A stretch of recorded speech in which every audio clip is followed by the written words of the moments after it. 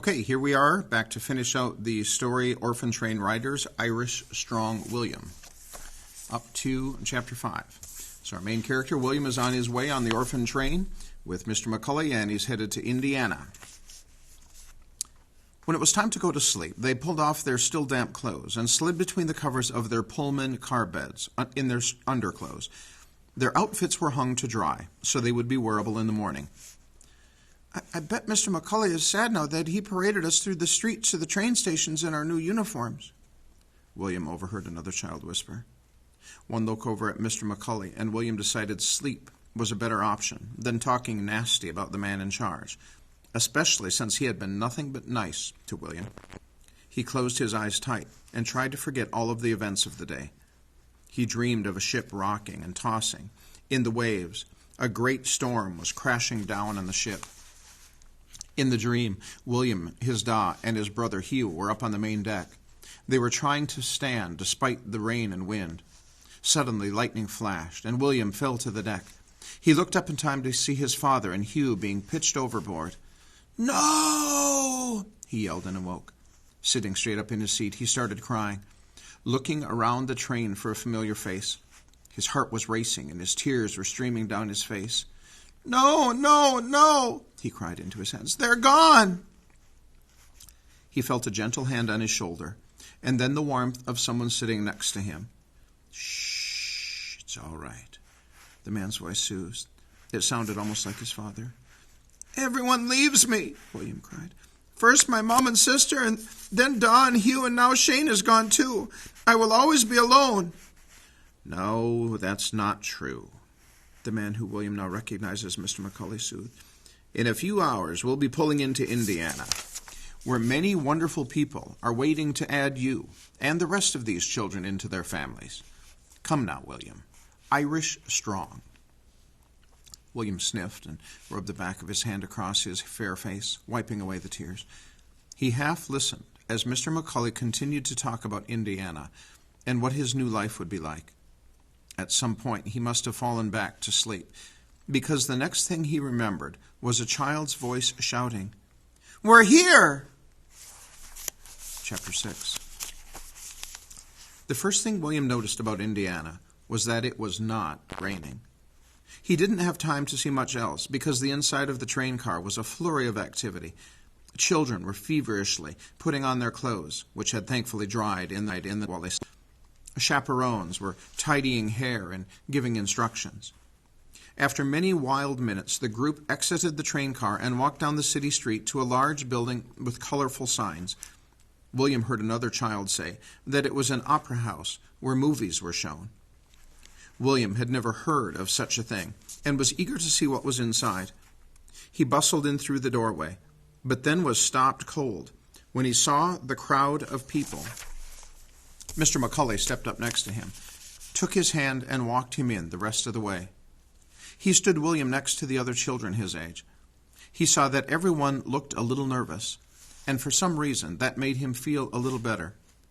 He looked out into the crowd, remembering that Mr. McCully said he would do his best to put him with an Irish family.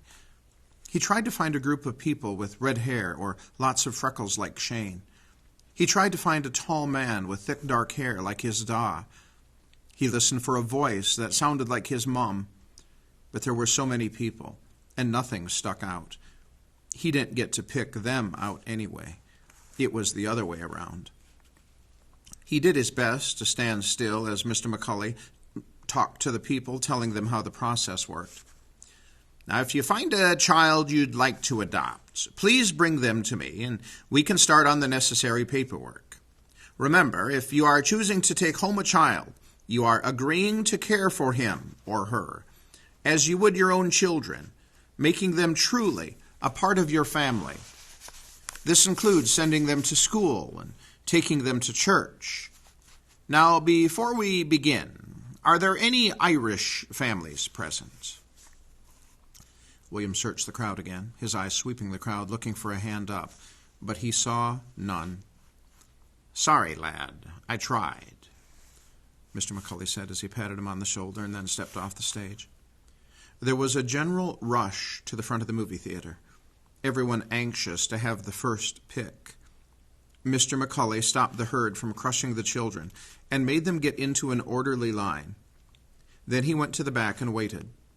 Several couples quickly chose babies or very young toddlers and then went to meet Mr. McCully. Couples passed through the line, talking to the children, asking them questions, and occasionally even feeling their muscles. William remembers Mr. McCully saying that this was folly. He supposed the people were looking for strong and healthy children. There were very few children left on the stage, but no one stopped to talk to William. He was confused. Chapter 7.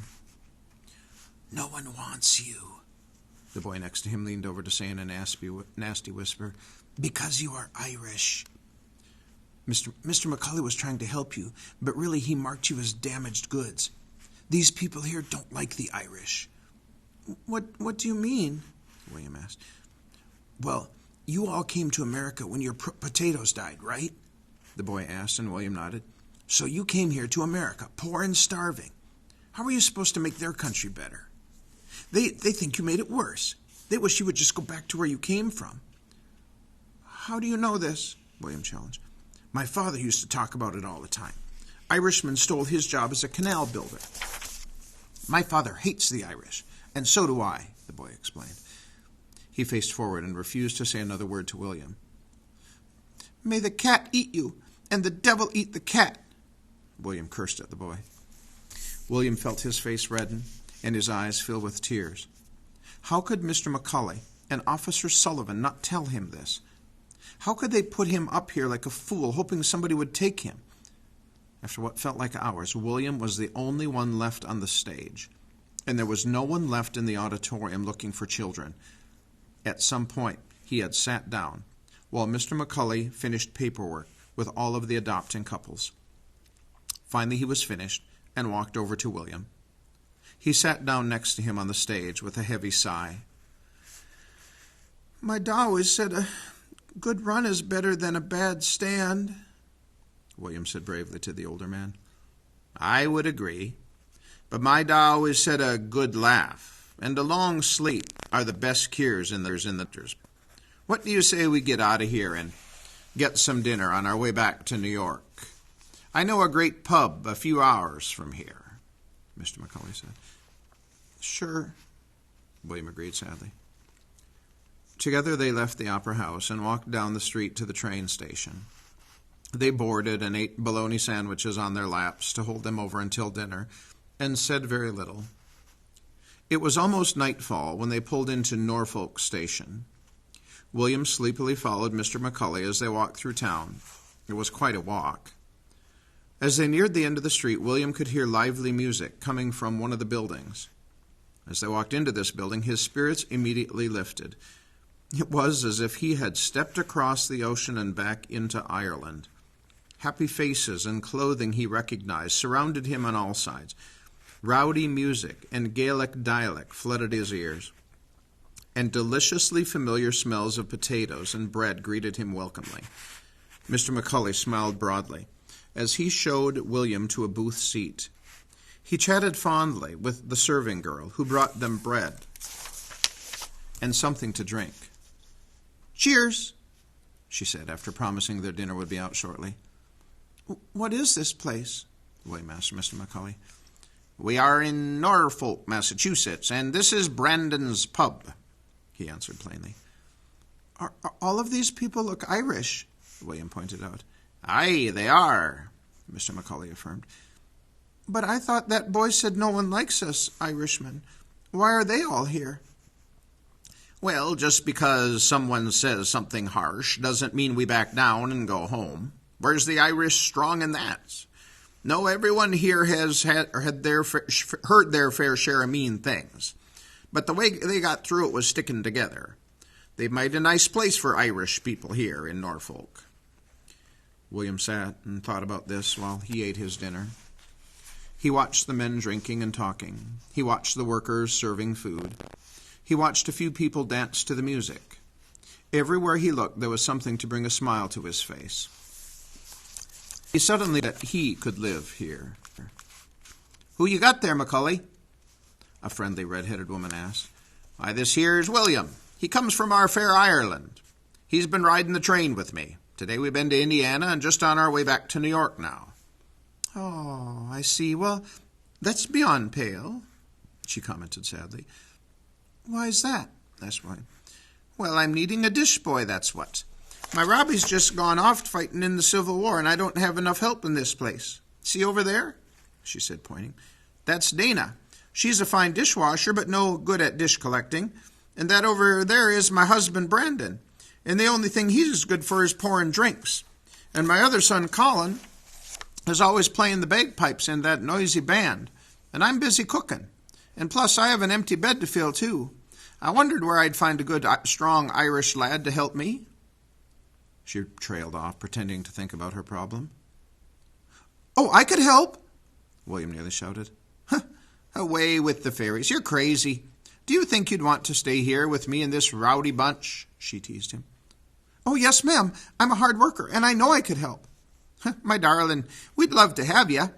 My name is Bridget, little love. I'm plenty busy now, but wait around a bit, and you and me and Mr. Macaulay over there, we can set things right," Bridget said, rushing back to the kitchen, winking at Mr. Macaulay.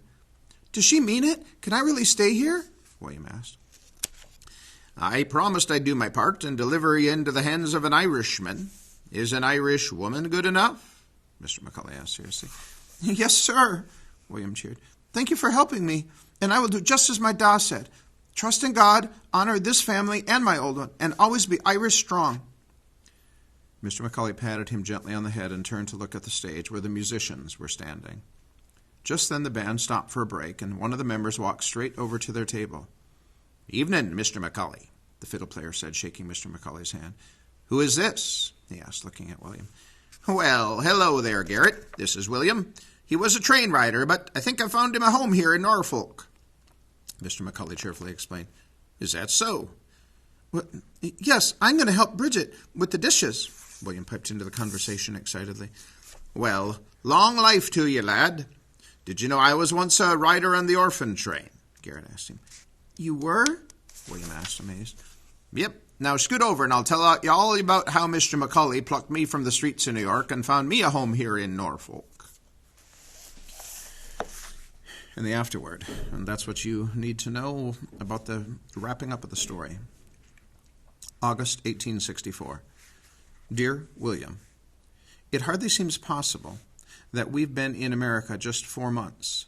It's different than I imagined it would be, but better in some ways too. Mr. Macaulay came to see me out at the farm school when he got back from riding the train with you, and gave me this address. I hope this letter gets to you. Life at the farm school was a lot of work, but there was always plenty of food, and I made some good friends too. Even though most of us ended up being adopted in different towns and states, we have plans to meet up and visit when we turn 18. I'm living in Wisconsin now, on a dairy farm. Good thing I learned how to milk a cow before I got here. My new family is very nice, and I especially like having brothers again. I am working hard to earn money of my own to send back to my family in Ireland. It's a long shot, but I still hope that they too will come to America. Please write and tell me of your new life. Irish strong, Shane. Okay, that's the author, by the way. And she's a reading teacher here in Wisconsin. Pretty cool. And that is the book, Orphan Train Riders. And we just read the third and the final story. Hope you enjoyed Irish Strong William.